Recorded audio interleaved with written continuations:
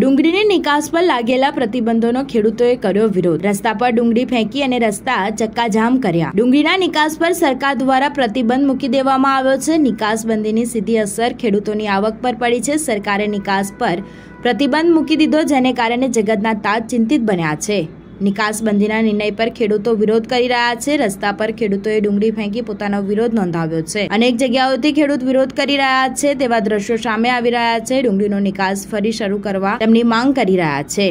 ખેડૂતોના વિરોધને લઈને કિસાન કોંગ્રેસ ચેરમેન પાલાભાઈ આંબલિયાએ પ્રતિક્રિયા આપી છે। પ્રતિક્રિયા આપતા આંબલિયાએ કહ્યું કે સરકારના બતાવવાના અને ચાવવાના દાંત અલગ છે। ગરીબોની કસ્તોરી ડુંગળીને માનવામાં આવે છે। રોટલો અને ડુંગળી ખાઈને અનેક પરિવારો ગુજરાન ચલાવતા હોય છે। નિકાસને ધ્યાનમાં રાખી સારી કમાણી થઈ શકે તેવી આશાએ ખેડૂતોએ આ વખતે ડુંગળીનું વાવેતર વધાર્યું છે। એક તરફ ખેડૂતોને સારી કમાણીની આશા રાખી, પરંતુ દર વખતની જેમ ખેડૂતોના પડ્યા પર પાટું પડ્યું હોય તેવી સ્થિતિનું નિર્માણ થયું છે। નિકાસ પર પ્રતિબંધ મૂકવાને કારણે ડુંગળીના ભાવમાં ઘટાડો થઈ ગયો છે। એક સાથે મોટા પ્રમાણમાં ભાવ ઘટાડો થવાને કારણે ખેડૂતોમાં ભારે રોષ જોવા ઉઠ્યો છે। અનેક યાર્ડોમાં હરાજી બંધ કરવામાં આવી છે।